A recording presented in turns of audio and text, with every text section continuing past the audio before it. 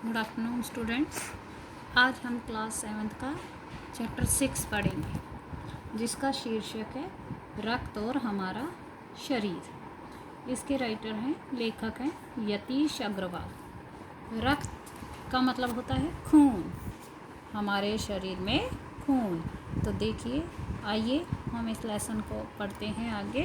दिव्या अनिल की छोटी बहन है। यौं तो वह शुरू से ही कमजोर है, लेकिन इधर कुछ दिनों से उसे हर समय थकान महसूस होती रहती है। मन किसी काम में नहीं लगता। भूख भी पहले से कम हो गई है।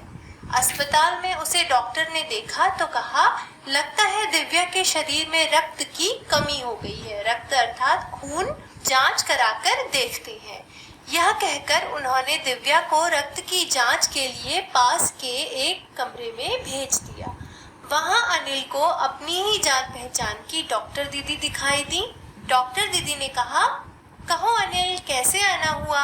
अनिल ने बताया कि डॉक्टर ने दिव्या को खून की जांच के लिए आपके पास भेजा है। तो इस पहले पैराग्राफ में दो बच्चों के बारे में बताया गया है, दिव्या और अनिल।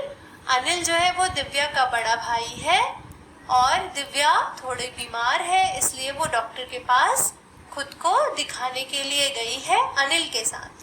डॉक्टर अस्पताल में जब उसे देखते हैं तो वे कहते हैं कि ऐसा लग रहा है कि जैसे दिव्या के शरीर में खून की कमी हो गई है, और इसकी जांच कराने के लिए वे उसको पास के एक कमरे में भेज देते हैं, जहां पर कि अनिल को अपनी पहचान की डॉक्टर दीदी मिल जाती है और वह अनिल से पूछती है कि वो अस्पताल क्यों आया है।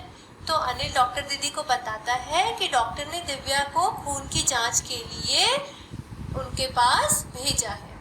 आगे इतना सुनते ही डॉक्टर दीदी ने दिव्या की उंगली से रक्त की कुछ बूंदें एक छोटी सी शीशी में डाल ली और स्लाइड पर लगा दी। फिर अनिल से बोली, अनिल, तुम कल अस्पताल से रिपोर्ट ले जाना। अगले दिन अस्पताल पहुंचकर अनिल ने डॉक्टर दीदी के कमरे में दरवाजे पर दस्तक दी। भीतर से आवाज आई, आ जाओ।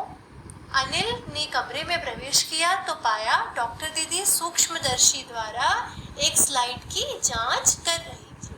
दीदी के इशारे से वह पास रखी एक कुर्सी पर बैठ गया।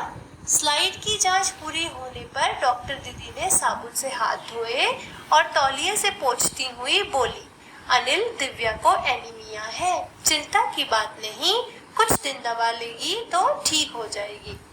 उसके बाद जब डॉक्टर दीदी को पता चला कि वो दिव्या के खून की जांच कराने के लिए उनके पास आए हैं, तो उन्होंने दिव्या की उंगली में से खून की कुछ बूंदें लेकर एक शीशी में भर लिया और उसे एक स्लाइड पर लगा दिया। स्लाइड जो होती है वो कांच की बनी हुई एक छोटी सी पट्टी होती है, आयताकार, और उसके ऊपर किसी भी चीज को जिसका हमें सूक्ष्मदर्शी के द्वारा अध्ययन करना है रखकर सूक्ष्मदर्शी के नीचे लगाकर उसका अध्ययन किया जाता है। स्लाइड एक कांच की आयताकार पट्टी जैसी चीज होती है और जिसके ऊपर जिस भी चीज के नमूने का हमें सूक्ष्मदर्शी से अध्ययन करना है उसकी थोड़ी सी मात्रा को लगाकर सूक्ष्मदर्शी के नीचे रखकर अध्ययन किया जाता है।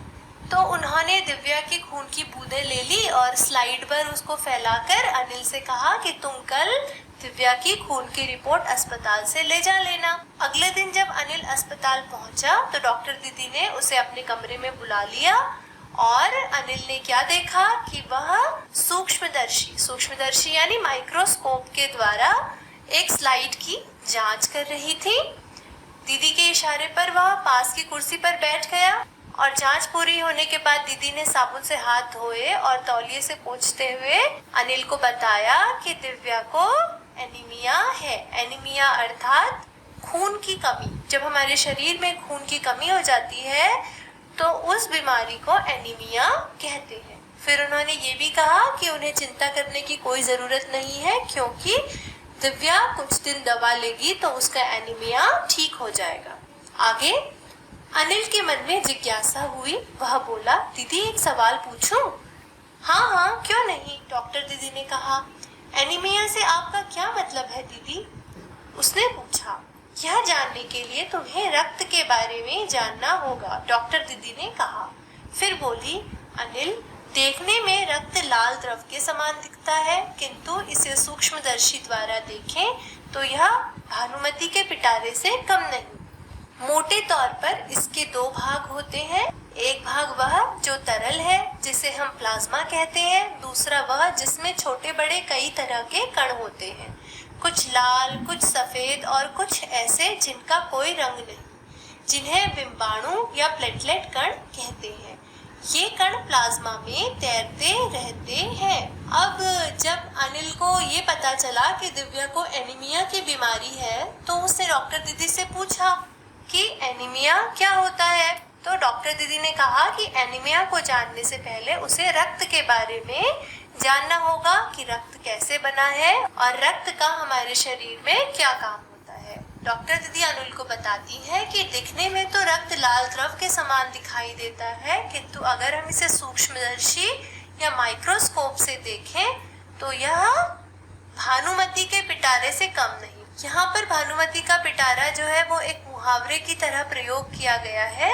और ये मुहावरा कब प्रयोग होता है? ये मुहावरा उन जगहों पर प्रयोग होता है जहाँ पर हमें ऐसी चीज़ों के बारे में बताना हो कि जो दिखने में तो बहुत छोटी या सामान्य सी लगती हैं, लेकिन उनके अंदर बहुत सारी अन्य चीज़ें निहित होती हैं। जैसे यहाँ पर लेखक हमें रक्त के बारे में बताना चाहते हैं, इसलिए उन्होंने इस मुहावरे का प्रयोग किया है, क्योंकि रक्त दिखने में तो एक लाल रंग का द्रव है ऐसा दिखता है, परंतु रक्त के अंदर क्या है, बहुत प्रकार की कोशिकाएं पाई जाती हैं। इसलिए इस मुहावरे का यहाँ पर प्रयोग किया गया है। फिर डॉक्टर ने अनिल को बताया कि रक्त के दो भाग होते हैं मोटे तौर पर। एक तो वह भाग जो कि तरल होता है, जिसे हम प्लाज्मा कहते हैं, और दूसरा वो जिसमें छोटे बड़े बहुत तरह के कण होते हैं, लाल, सफ़ेद या कुछ ऐसे भी कण जिनका कोई रंग नहीं होता, यानी कि